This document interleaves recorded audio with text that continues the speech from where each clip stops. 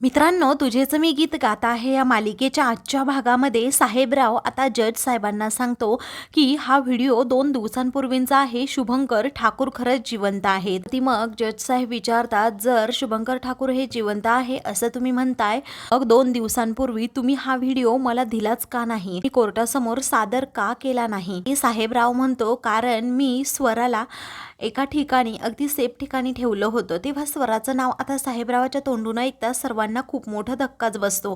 तेव्हा स्वरा, माझी स्वरा कुठे आहे असं मल्हार विचारू लागतो.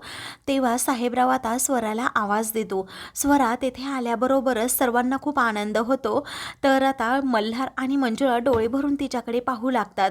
तेव्हा ती आई आणि बाबा असं म्हणते. विजय स्वराकडे जातो आणि तिला मिठीत घेतो. म्हणतो, बाळा तू ठीक आहेस ना? ती म्हणते की हो. स्वराला सुद्धा आता कोर्टासमोर पुढे आणलं जातं. तर आता साहेबराव म्हणतो, ही स्वरा, मी हिला काही गुंडांपासून वाचवलं, त्यावरती आता हे खरंच खूप चांगले आहे. जेव्हा गुंडांपासून ह्या काकांनी मला वाचवलं ना, तेव्हापासून हे माझी खरंच मनापासून खूप काळजी घेत आहेत आणि त्याचबरोबर मला व्यवस्थित खायला पण दिलं, माझी काळजी घेतली, असं स्वरा आता साहेबरावचं कौतुक करत जज साहेबांना सांगत असते. त्यावरती जज साहेब म्हणतात की ठीक आहे, बरं झालं तू आलीस. मल्हार आणि मंजुळाच्या डोळ्यातून आता आनंदाश्रू येतात. निरंजन मामाला देखील आनंद झालेला असतो. तर आता जज साहेब म्हणतात की मल्हार यांची निर्दोष मुक्तता होत आहेत, कारण शुभंकर ठाकूर हे जिवंत असून ते फरार झाले आहेत. आता पोलिसांना मी आदेश देतो की काही दिवसांत शुभंकर ठाकूर हे कोर्टासमोर हजर राहिले पाहिजेत. तेव्हा तावडे आता विचारात पडतात, नक्की काय प्रकरण आहे मलाच कळत नाही. मोनिका आपली नजर लपवत असते. त्यानंतर आता मल्हार, मंजुळा आणि निरंजन मामाची निर्दोष मुक्तता केली जाते खरं, परंतु आता त्यांना 30,000चा म्हणजे प्रत्येकी 10,000चा दंड ठोठवण्यात येतो, कारण पोलिसांची त्यांनी दिशाभूल केल्याप्रकरणी. आता मल्हारला हे मान्य असतं, तर तो लगेच आता बाहेर येतो, स्वराला मिठीत घेतो. तेव्हा मंजुळा देखील आता स्वराला मिठी मारते. मल्हार मंजुळा एकत्र आल्यामुळे मोनिकाचा जळफळाट होऊ लागतो. तर साहेबराव मंजुळाकडे पाहत असतो. इकडे सीमाई ह्या देवघरात असतात. बाप्पासमोर हात जोडतात, प्रार्थना करतात की माझी स्वरा लवकरात लवकर घरी येऊ देत बाप्पा. तेवढ्यातच क्षमा आता फोनवर बोलत तेथे येते. ती खूपच खुश असते. आईंना आनंदाची बातमी देते की मल्हार भाऊजी हे शुभंकर ठाकूरच्या केसमधून मुक्त झाले आहेत आणि स्वरा पण तेथेच आहे. तेव्हा हे ऐकताच आईच्या डोळ्यात आनंदाश्रू येतात. त्या म्हणतात की बरं झालं बाप्पाने माझं गाऱ्हाणं ऐकलं.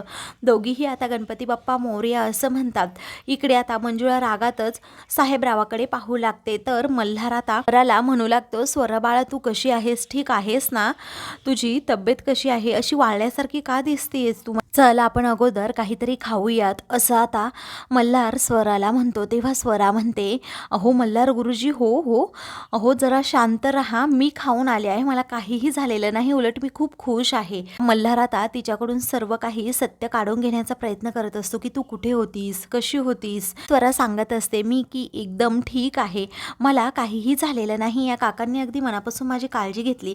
मल्हार आता साहेबरावाजवळ जातो आणि त्याला विचारतो, तुम्ही कोण आणि तुम्ही माझ्या स्वराला कुठे भेटलात, तुमचे आभार, तुमचं नाव काय, गाव कोणतं, मला सांगा ना सगळं काही. तेव्हा मल्हारला आता साहेबराव स्वतःची ओळख करून देत सांगतो की माझं नाव साहेबराव.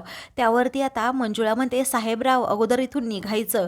तर आता मल्हारला मंजुळाचं बोलणं आठवू लागतं की साहेबरावानेच म्हणजे त्याच्या वाड्यावरच स्वरा किडनॅप आहे. मल्हारला खूप राग येतो. मल्हार साहेबरावाचा गळा चावलतो आणि म्हणतो, तूच माझ्या स्वराला किडनॅप करून ठेवलं ना, बोल कोणत्या कारणासाठी किडनॅप केलं होतं. त्यावरती आता स्वरा म्हणते, गुरुजी तुमचा काहीतरी गैरसमज होतोय, अहो हे काका खरंच खूप चांगले आहेत. तेव्हा आता मंजुळा रागातच त्याच्याकडे पाहू लागते. मल्हार हा साहेबरावाची आता माफी मागू लागतो. तेव्हा मंजुळाबाई, आणि तुम्ही माझ्या खूप ओळखीच्या आहात, मंजुळाबाई तर आमच्या गावच्या आहेत, पण आमच्या काही हाती लागतच नाही, असं आता साहेबराव म्हणतो. तेव्हा मंजुळाला अजूनच राग येतो. तर आता मोनिका त्याच संधीचा फायदा घेते आणि म्हणते, म्हणजे मंजुळाबाई तुमच्या गावची आहे म्हणायचं, आणि यांच्या सांगण्यावरूनच तुला किडनॅप केलं का, किंवा निरंजनने तुला किडनॅप केलं होतं का?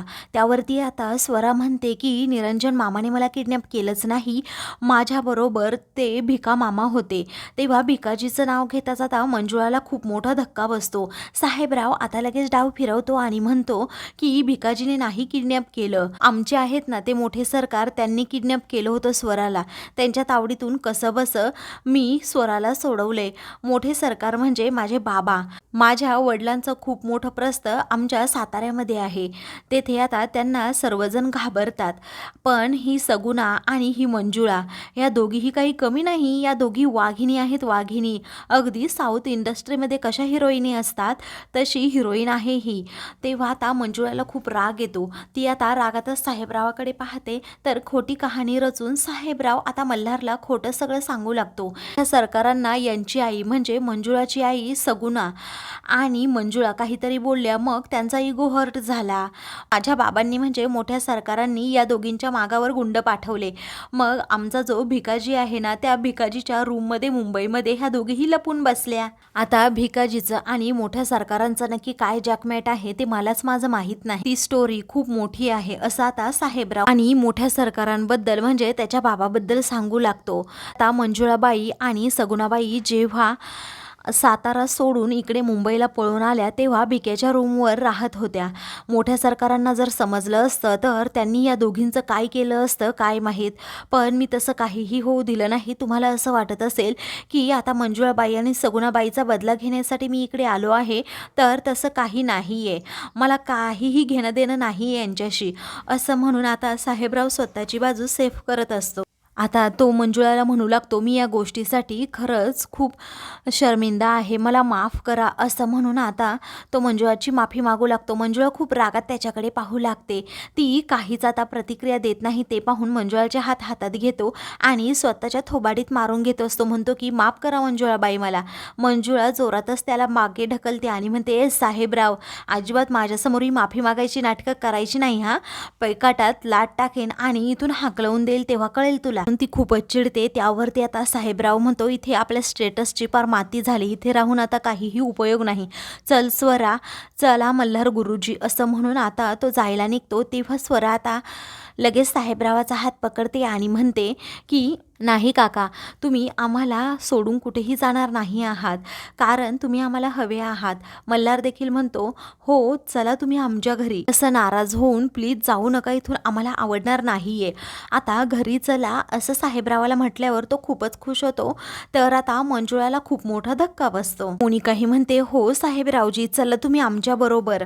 तर आता सर्वांनी रिक्वेस्ट केल्यानंतर साहेबराव म्हणतो, ठीक आहे, तुम्ही एवढी एनर्जी वेस्ट करून मला रिक्वेस्ट केली त्याबद्दल मी आता घरी येतो. तेव्हा मंजुळा रागातच त्याच्याकडे पाहू लागते. तर लहान मुलांचं मन कधी मोडू नये म्हणतात, असा आता तो स्वराच्या डोक्यावरून हात फिरवत म्हणतो. तर आता मल्हार हा स्वराला मिठी मारतो. मंजुळा खूपच रागात आता साहेबरावाकडे पाहू लागते. आता तिला समजलेलं असतं की साहेबराव नक्की काहीतरी प्लॅन करतोय. तो लगेच हात वर करतो, त्याच्या हातात असणारं घुंगरू वाजवतो. तर मोनिका आता मंजुळा आणि साहेबरावाकडे पाहू लागते, कारण तिला आता सर्व सत्य माहीत असतं की साहेबरावाला मंजुळा खूप आवडती आणि मंजुळा ही फडावर नाचणारी एक बाई आहे. तर मंजुळा आता रागातच त्याच्याकडे पाहत मनातल्या मनात विचार करते, हा घाणेरडा राक्षस आता कोणतं नवं संकट माझ्या घरावर आणणार आहे काय माहीत. माझ्या स्वरावर सुद्धा रंगा, या राक्षसाच्या घाण नजरेपासून माझ्या स्वराला आणि घरच्यांना वाचव. तर आता मित्रांनो, पुढील भागामध्ये मल्हार देवघरात आता मंजुळाला घेऊन जातो आणि तिथे गेल्यानंतर विचारतो, मंजुळाबाई हा साहेबराव नक्की आहे तरी कोण. तेव्हा मंजुळा आता खूप घाबरते. तेवढ्यातच स्वरात येथे येते आणि म्हणते, हे साहेबराव काका आहेत ना, त्यांच्या रूममध्ये नाचतानाचे खूप फोटो आहेत, तुला नाचायला पण आवडतं का. तेव्हा मंजुळा अजूनच घाबरते. मल्हार मंजुळाकडे संशयित नजरेने पाहतो. अशाच मालिकेंचे पुढील भाग पाहण्यासाठी चॅनलला सबस्क्राईब करा.